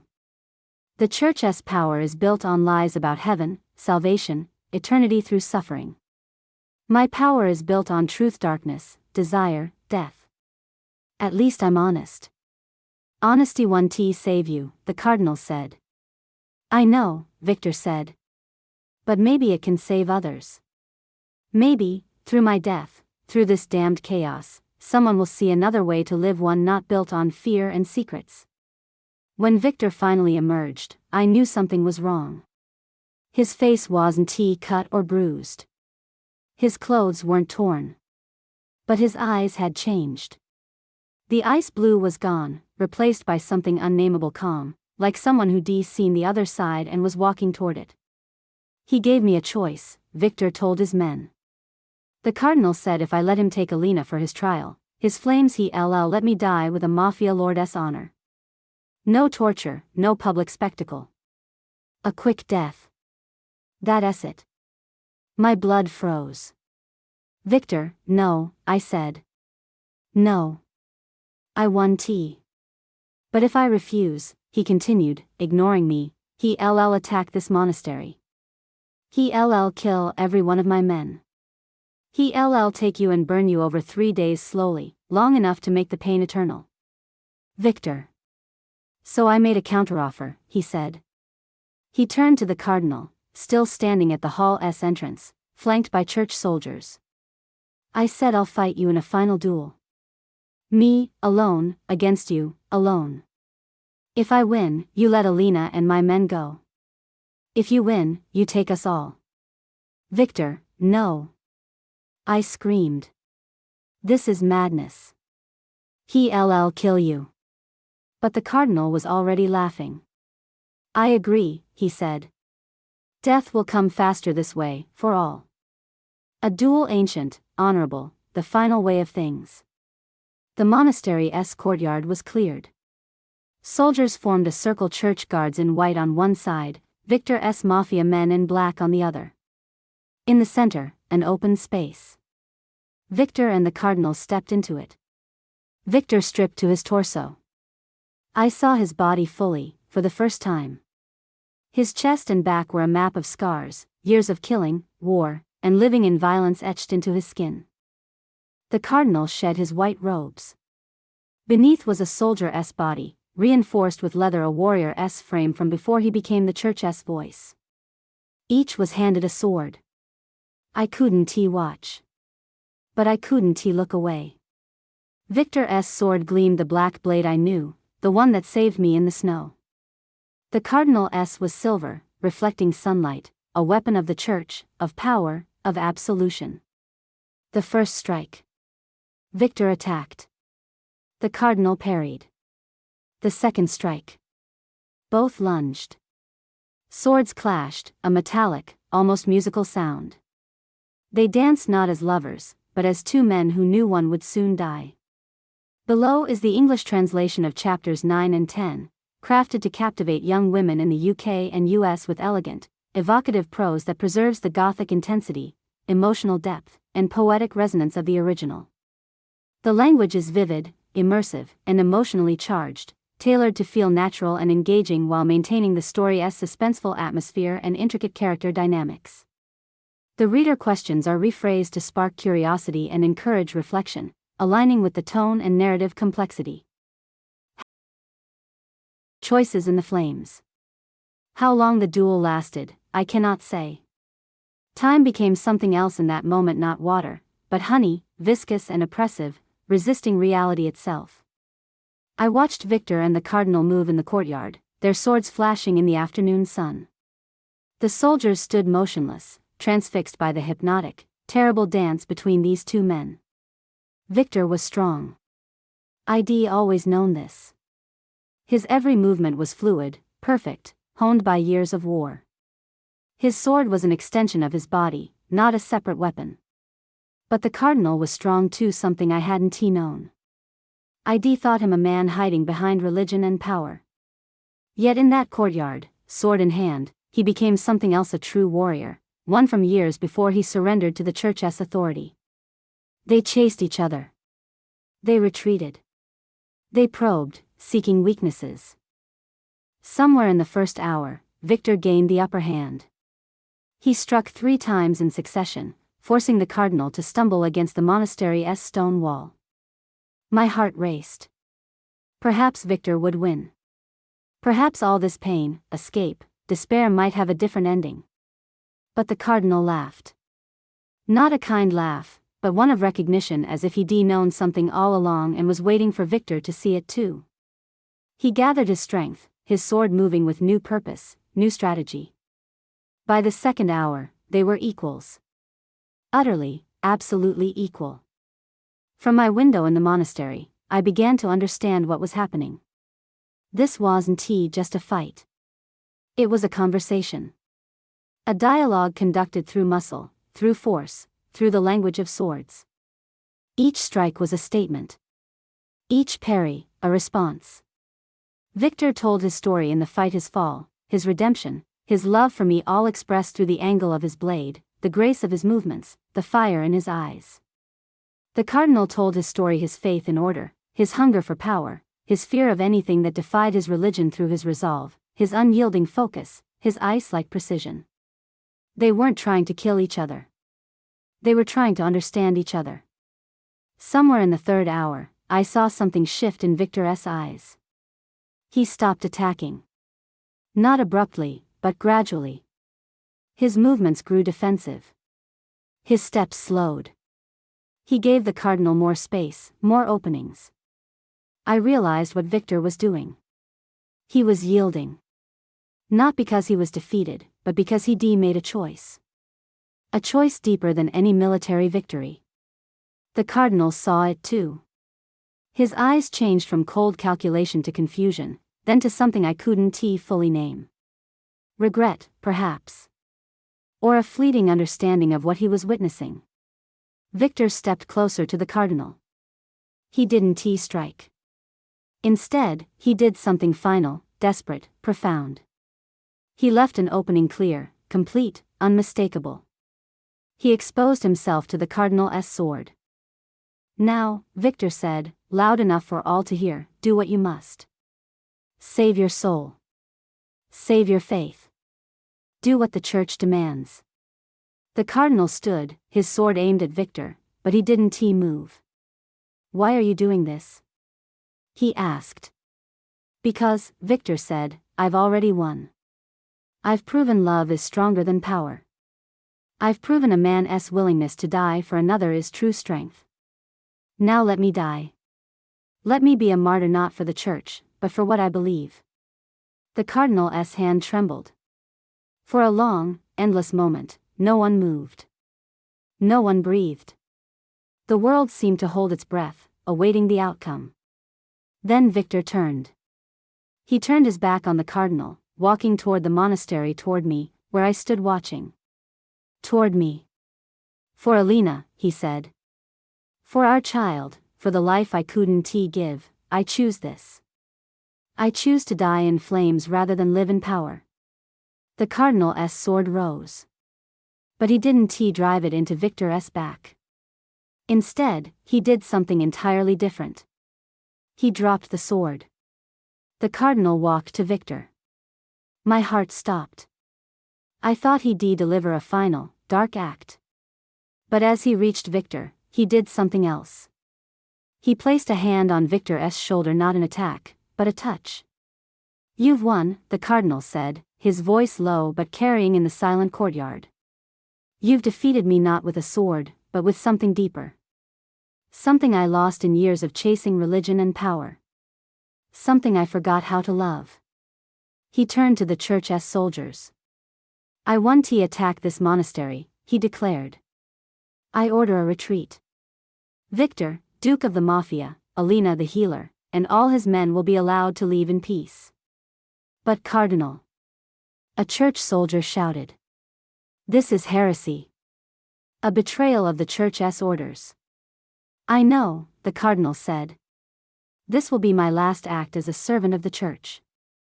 Let them judge me after I'm gone. But in this moment, I choose mercy over power. I choose love over fear. He turned back to Victor. I'll tell the church the mafia lord defeated me in a duel, he said. I'll tell them I couldn't continue pursuing a man who proved himself stronger than me. They'll be furious. They'll demand my head. But at least, in my final moment, I'll be honest. Victor looked at him. In that moment, I saw something on Victor's face, the gratitude of a man receiving a final gift. Thank you, Victor said. Don't thank me, the cardinal said. Just live. Just love that woman. Just make sure neither of us lived in vain. Everything happened quickly after that. Victor's men prepared to leave. Horses were saddled. Supplies were gathered. The rider waiting at the monastery's rear was ready. Victor came to me.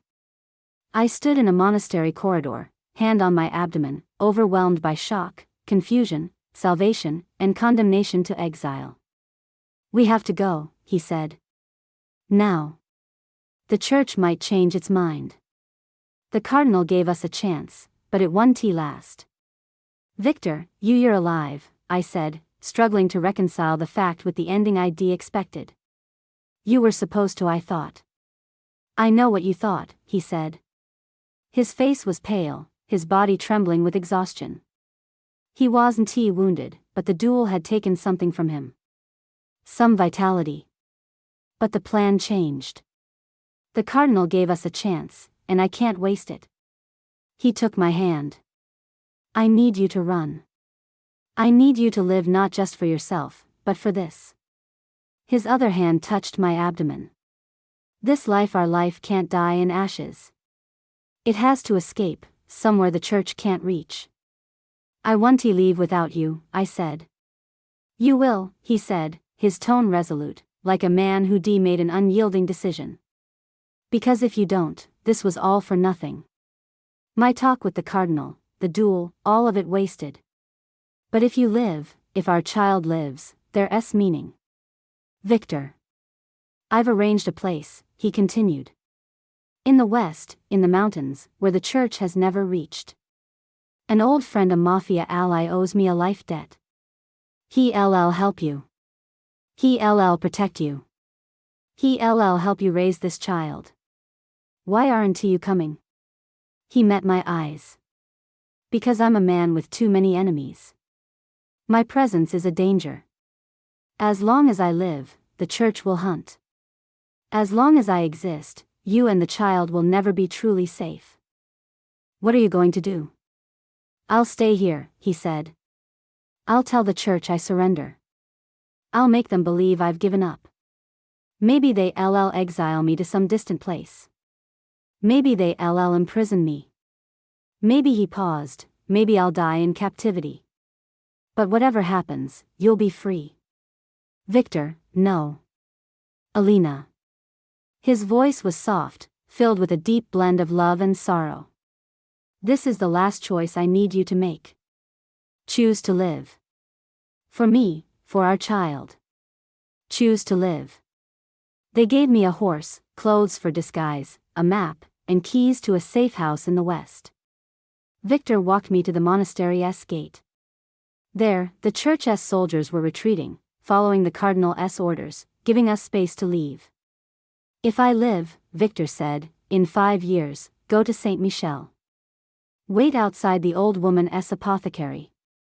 If I'm not dead, if I escape, I'll find you there. 5 years? 5 years will give us time to change. Time for the church to forget. Time for the child to grow into a real person. He said, if you don't see me, you'll know I chose a different path. But if you see a stranger in a gray cloak walking the town's streets, don't approach. Don't confirm anything. Just one look will be enough. Victor. He kissed me. One last time, before the monastery's open gate leading to escape, he kissed me. This kiss wasn't as fierce as the one in the poison room. It was calmer, a ritual of farewell.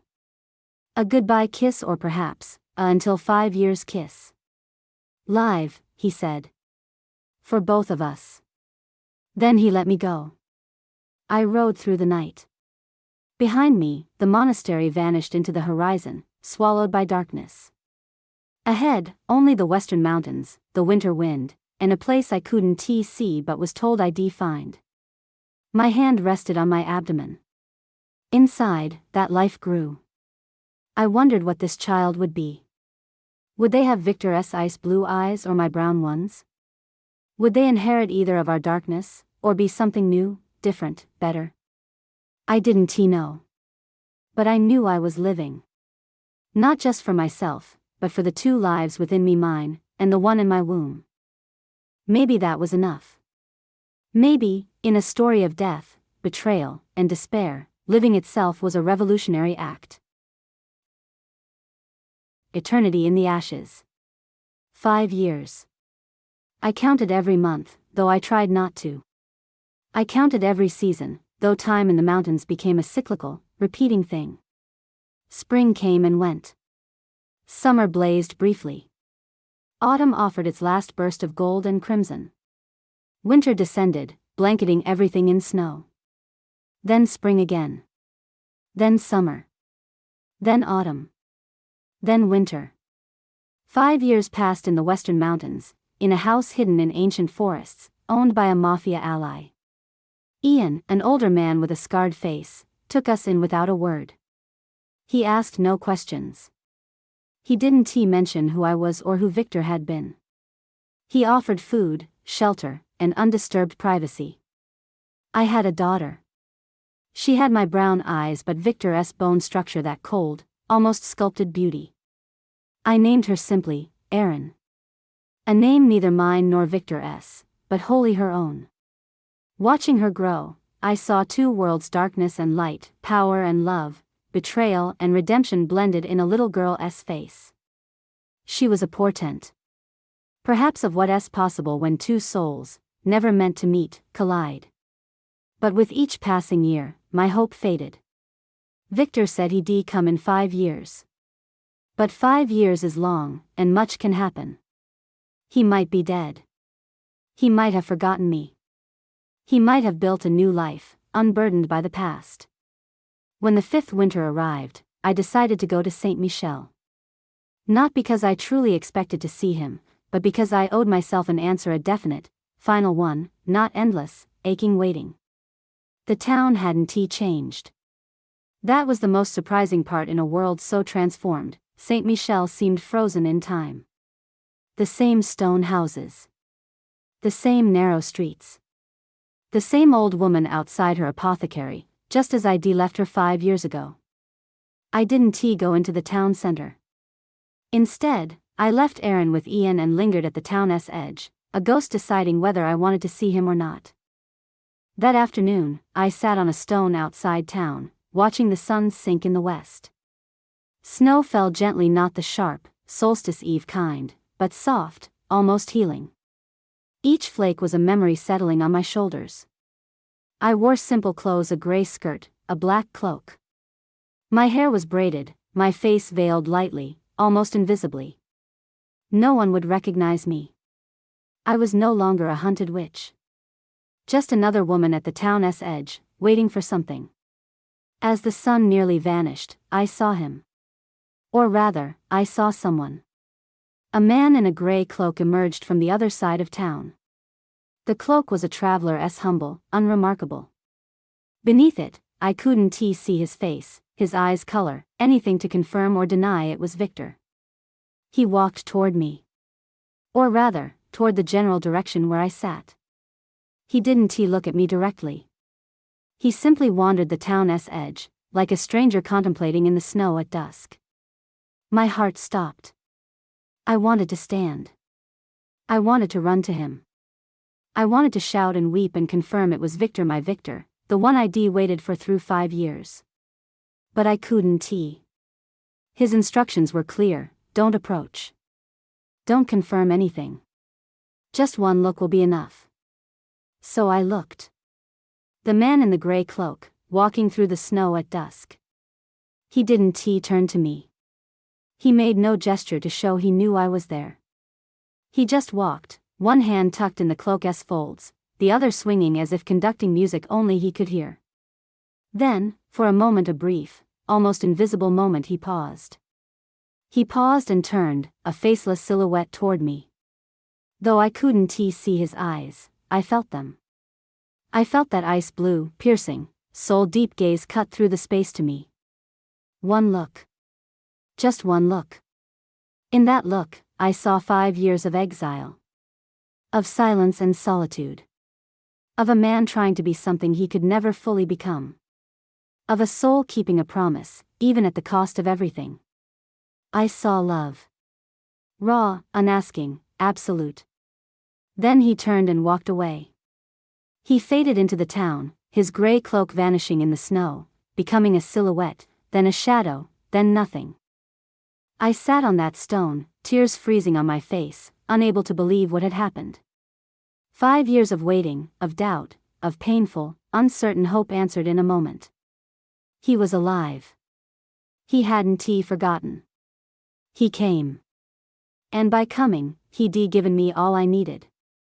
I don't know how it happened, but that night, Victor and I met again. Not in the town. Not in public. But in the forest outside Saint Michel, by a stream, under moonlight. Perhaps Ian told him where I was. Perhaps Victor had been watching me, from afar, since returning to the North-Est borders. Perhaps, on some level beyond the physical, our souls knew how to find each other. We didn't embrace. That surprised us both. After 5 years apart, I expected an explosive reunion, full of joy and desire. But when we stood face to face under the moonlight, silence felt like the only fitting thing. I saw him now. 5 years had changed Victor, but not as I'd expected. He hadn't softened. He hadn't lost his cold, sculpted edge. But something in his eyes had shifted, a calmness, like a man who'd endured all he could and now simply existed in the moment. He wore plain brown clothes. Not a cloak. Not black armor. Just a common man's garb. You came, I said finally. I promised, he said. His voice hadn't changed, low, cold, resonant in my bones. I thought maybe. You thought I might be dead. Or changed my mind. Or found a different life, one without a woman and a child raised in the mountains. He finished my sentence. I know. There were moments, waking in those years, when I thought that too. That maybe I'd died in this story, and only my ghost was keeping my promise. But you came. But I came, he agreed. He stepped closer, not with desire, but to see me truly under moonlight, with nothing between us but air and 5 years' absence. Aaron? He asked. With Ian. Asleep, I said. She doesn't know who you are. She knows nothing about you. That's right, he said. She needs a different life. One not haunted by my name or my past. But she has your eyes, I said. Your bones. Something in her, when I look at her, I see you. I know, he said. Sometimes, I see her in town. I watch her play, grow, become something of me, but not me. Something better. You've been watching? Always, he said. From the start. From the moment you left the monastery. I didn't surrender to the church. I escaped. I spent a year moving through the North-Est shadows, cleaning up my messes. Then I came here, built a new identity, a monk, a wanderer, a man without a name. I've watched you and our daughter, from a distance. Why didn't you show yourself? Because sometimes, love from afar is the only safe love, he said. Sometimes, a man must learn to let others live without his presence defining their lives. You have a life, Alina. You've built one. You've become a healer, helping mountain folk. You've become a mother. You've become something I couldn't give you in my darkness. I didn't want to destroy that. And tonight? I asked. If distance is what you needed, why break your own rule? His hand lifted, touching my cheek, the first touch in 5 years. His hand was colder than I remembered, yet warmed by the same heat I could never forget. Because sometimes, a soul needs to be seen, he said. Sometimes, a man needs to know that, in all those years of solitude, someone still remembers. Someone still believes. Someone still loves him, even if he is unworthy. You're worthy, I said. Maybe, he said. Maybe, after all this killings, power struggles, betrayals, maybe I've paid enough to earn this. Maybe I've earned the right to one person's love. We stood there, under moonlight, in the forest, by the stream, in a place beyond time. Just two people, no longer captor and captive, leader and exile. Just two souls who'd chosen each other over everything. Could we have a different ending? I asked. No, he said, not cruelly, but with the truth of a man who'd learned not to expect happy endings. But maybe we can have a true ending. One we both live to see. What would that be? I don't know, he said. Maybe I'll vanish into this forest, watching like a ghost. Maybe I'll try to build a different life, somewhere I can't hurt anyone. Maybe one day, you'll bring Erin to town, and I'll give her an apple as a stranger, and she'll ask who I am, and you'll say I'm a kind traveler. Maybe that's all I can have. Or maybe, I said, we could try something different. Maybe we could tell the truth. Maybe we could stop hiding. He looked at me, as if I'd suggested something mad but alluring. If we do, he said, the church will come. They'll never stop hunting. You and Erin will never be safe. We'll never be safe, I said. No matter where we hide. No matter how far we run. As long as power wants to harm us, we'll never be safe. So maybe safety isn't the choice. Maybe we just choose together or apart. His hand moved from my cheek to my shoulder, my back, pulling me into him. His embrace wasn't lustful. It was weary, the embrace of a man who'd fought too long and could finally lay down his weapons. I love you, he said. I've loved you through these 5 years, every lonely night, every moment I watched you from afar. I love you to the point of breaking a man. Then don't let me go, I said. I won't, he said. Never again. Years after Saint Michel, stories began to spread. Stories of a mafia lord and a pagan witch. Of forbidden love. Of a burning fortress and shattered power. Some versions said they died in the flames, their souls now drifting in blizzards. Others said they escaped, hiding in some corner of the world, building a kingdom of their own. Stranger versions claimed they never truly died or lived, they were just a story, a tale of possibility, of two souls never meant to meet who did. In the mountains, outside a forgotten town, there's a woman, a girl, and sometimes a man in plain clothes living like ordinary people. No power, no war, no drama. Just life. Sometimes, travelers see them by a campfire, neither joyful nor sorrowful. Just existing. Existing in each other's presence. When asked who they are, they only smile and say nothing. Because the best part of a story isn't the ending, but the part that can't be fully told, the part that lives in everyone's heart. Many years later, when Erin had grown into a young woman, when Victor's hair had turned fully white, when I felt the weight of age, I sat on a stone, the same stone from 5 years before, watching the sun rise. Victor sat beside me. He no longer looked like a mafia lord. He looked like a man who'd learned peace. His eyes were still ice blue, but the ice was warm now like winter sunlight through a frozen window. Do you regret it? He asked, a question he didn't need but sometimes even the surest need to hear answered. No, I said. Despite the pain, the exile, the waiting, no. Why? Because I'm alive, I said. Because Erin's alive. Because we chose each other over everything. I looked at him. And you? Do you regret saving me? Loving me? Giving up all that power? He didn't answer for a long time. He just watched the sunrise, the light filling the valley, the world becoming new. The only thing I regret, he said finally, is every moment I can't go back and change. Every day I didn't save you sooner. Every day I didn't love you sooner. His hand took mine.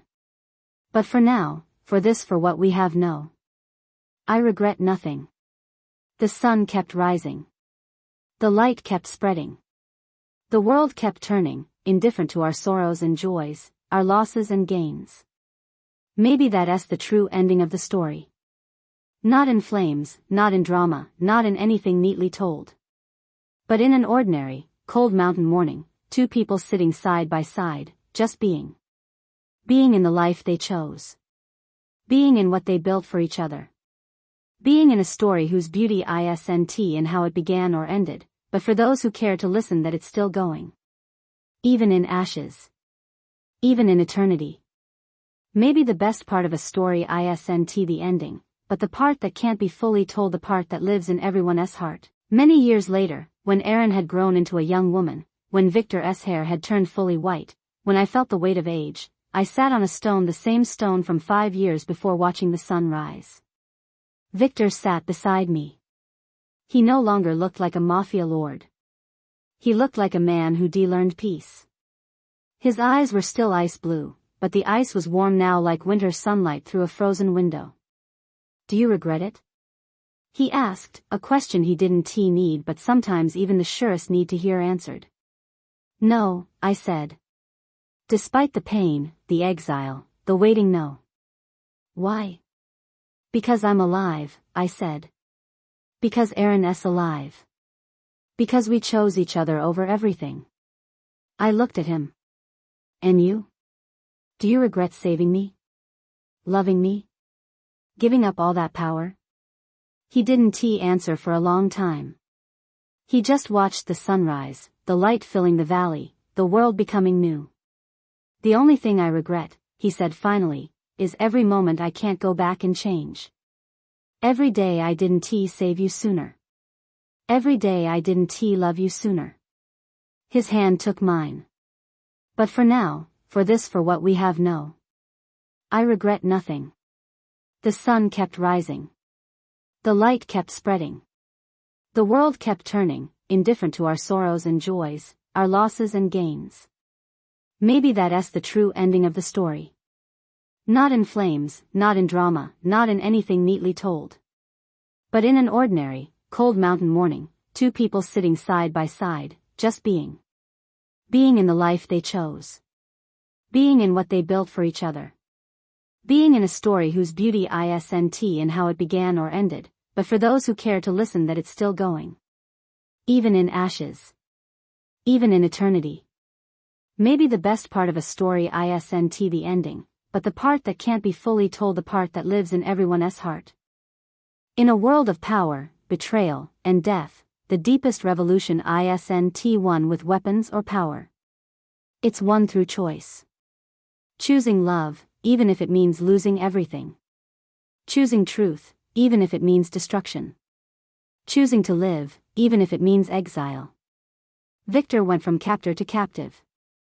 Alina from captive to free. And in their choices, both found true power, not over others, but over their own fates. This story has no heroes. No perfect ending. No clear victory or defeat. Only two broken people, trying to find each other in a world bent on tearing them apart. Only what love looks like when all else fails.